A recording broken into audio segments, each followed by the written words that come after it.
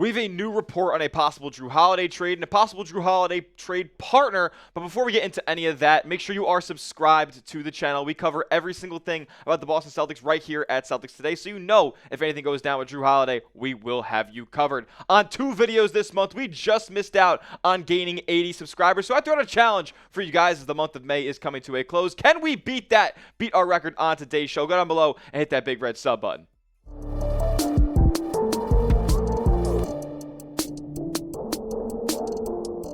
What's going on, Green Teamers? You're watching Celtics Today by Chat Sports. I am your host, Tyler Smith, and on today's show, we have a new report from the NBA Insider Marc Stein that suggests the Dallas Mavericks are going to have trade interest in Jrue Holiday this summer. The Mavs are a team that we've talked about in prospective Jrue Holiday trade ideas previously. They're a team that makes sense with their contending status and a bunch of movable assets on their roster. Here's the full quote from Marc Stein on the latest. He said, league sources say Dallas is expected to at least explore whether there are any feasible trade pathways to Boston's Jrue Holiday. Complicated as that would likely be, given the 3 years and $104 million still left on Holiday's contract. Now, this makes sense, right? Like the Dallas Mavericks, they're built on defense, and they're looking for another veteran presence as they have a core of Kyrie Irving, who also likely won't be there until late next season, so they need another ball handler.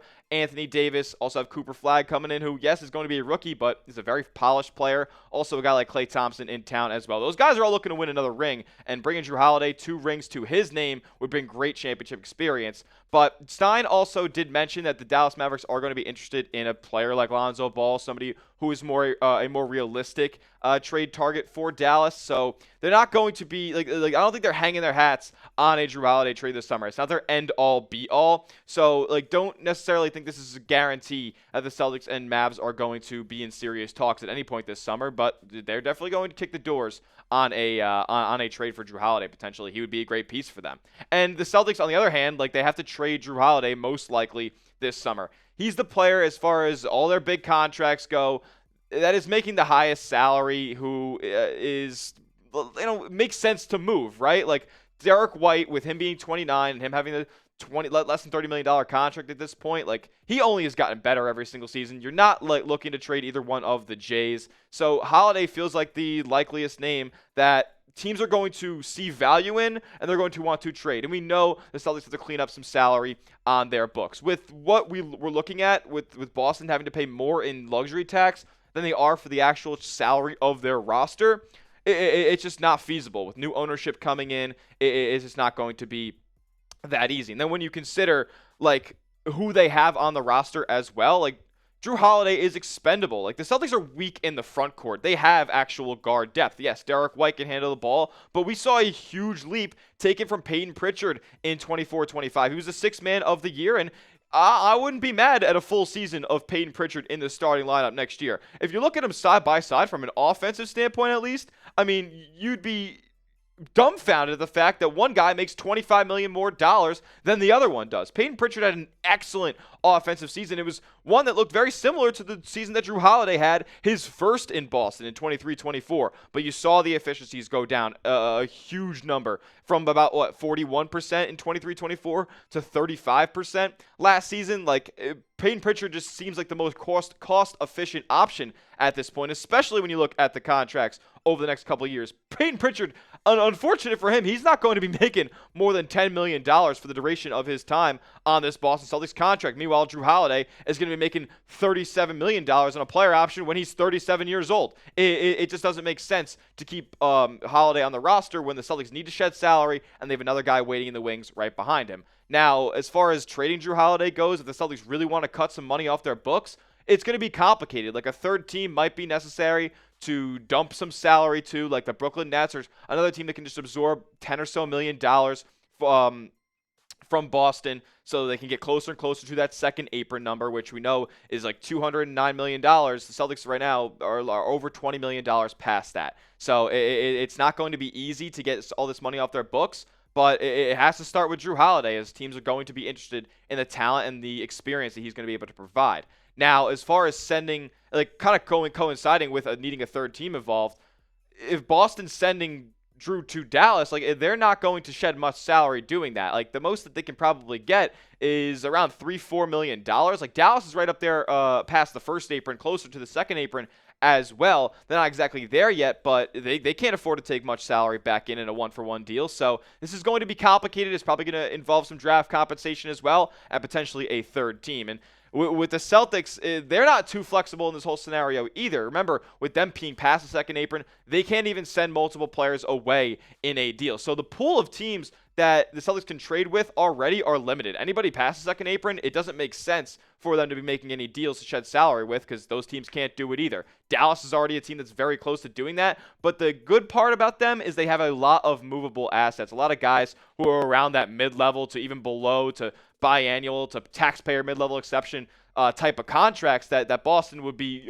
very, very, very much open to bringing into their team to either ride out on expiring deals or to deal elsewhere to kind of further shed some salary. If we're looking at the Mavs from a broad standpoint here, it's the players that could possibly be traded on the roster. And there were some guys that I didn't include. Obviously, Anthony Davis, Kyrie Irving, and Derek Lively at a $5 million contract. I just don't think he's on the books right now to be traded unless they get a Godfather offer, and I don't think Jrue Holiday is a Godfather offer. You can get Klay Thompson at $17 million. Daniel Gafford is a player we're going to talk about. PJ Washington, could you swing him somehow? Caleb Martin makes under $10 million. Najee Marshall, I think they would be pretty unlikely to trade him. He seems like a foundational piece. Max Christie as well. He's only 22 years old, and he showed a lot of promise after being dealt in the Luka trade. I think they're going to want to hold on to him. Jaden Hardy at $6 million. Dwight Powell on a team option at $4 million, and then Omax, one of their young players, and Brandon Williams as well, good shot creator, makes a little bit of money as well. So those are the names that are going to be available to you if you trade Jrue Holiday to the Dallas Mavericks. Is that something that you guys are interested in? Let me know in the comments section by typing Y for yes or typing N for no on whether or not the Celtics should trade Jrue Holiday to the Dallas Mavericks. If you're saying no, well, maybe I can entice you right now with a couple of Jrue Holiday to Dallas trade ideas. Now, we are going to preface, we're going to start with the trade that I think is most unlikely to one that I think is semi-realistic to one that I think is probably the most realistic to kind of maybe some underwhelming value back for Boston. And that's the thing, right? We don't know what Jrue Holiday's trade value is at this point. It's kind of murky right now. Some people are saying that a lot of these, championship level teams are going to be super interested in trading for Jrue Holiday. But at the same time, you got other guys saying that you're going to have to attach first-round draft capital to get rid of Jrue Holiday and at least get some value back in the deal. So we don't know exactly what Jrue Holiday is going to return back for Boston, but in a Dallas Mavericks deal, the one player that I know and very confident in at least Boston getting back is Daniel Gafford, who's going to be on that 1-year, $14 million contract. So he'll be expiring at the end of 25-26. He's also a player who has voiced that he wants to be paid starter level money. Could he be a piece for Boston down the line? Sure, absolutely. But as of right now, I do think that just with his salary and his expiring deal, he's the most likely player to be included in a Jrue Holiday trade. He's a good rebounder, good shot blocker, good lob threat, big body down low. I like Daniel Gafford a lot, plus he fits the Jays timeline, only 26 years old. So let's get into the first trade idea, and like I said, this is going to be the one that is probably the most unrealistic, but I think that there's a scenario out there where we know Brad Stevens can work another GM, and Nico Harrison we know has been worked before. Daniel Gafford and PJ Washington to the Celtics for Jrue Holiday and a 2026 first-round pick, top 8 protected. So I just decided not to include the 28th overall pick in this forthcoming draft. Didn't think it had enough value there to get both Washington and Gafford to Beantown. So I decided to go 2026 first, where the Celtics will likely be without Jason Tatum, and they give it a top 8 top 8 protection on the pick. I like the deal, and you get back a guy in PJ Washington who can do a lot of things for you out there on the court and is going to supplant a lot of the scoring deficit that Tatum leaves next season. I'm not going to say he's going to put up 26, but he's going to give you a good 15 to 17 a night on pretty good shooting, can hit the corner three, can put the ball on the deck, drive baseline, finish at the rim, that kind of stuff. Has a little bit of an in-between game as well. So I like PJ Washington. Isn't the best overall defender, but is long and can play that wing spot for Boston pretty solid. I like this deal, and it would be kind of just slamming my yes button on the accept if I'm Brad Stevens, then Dallas wants to offer that. What about trade idea number 2? That kind of gets more to the realistic side. But the Celtics, they get a Hall of Fame player in this deal. They end up getting Klay Thompson along with Daniel Gafford and Brandon Williams. Now, I don't necessarily, the Celtics don't shed much salary in this deal. This one goes right up to the number that Jrue Holiday makes.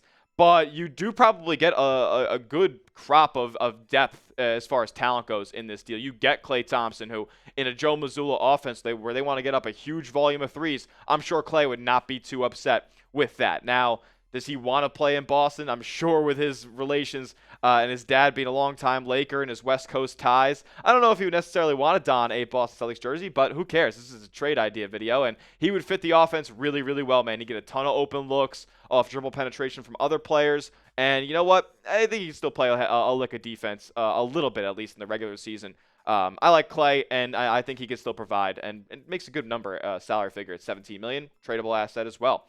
Another under-the-radar player that you get back in this deal is Brandon Williams, who in the NBA play-in tournament, I watched this guy drop 17 and 16 in back-to-back games. He had 7 dimes in the first game against Sacramento. He was really, really good, man, and I don't think he's gotten enough opportunity. He's a player who shot the ball really efficiently when he saw the floor last year, averaged 8 points a game. I think this is a guy who is a young player and honestly could be the backup point guard now that you're losing Jrue Holiday, and Derek White could play a little bit more off of the ball. What about trade idea number 3, which, I don't know, Celtics fans obviously aren't going to be the happiest at this return compared to the other two, but at the end of the day, this might be the most realistic option.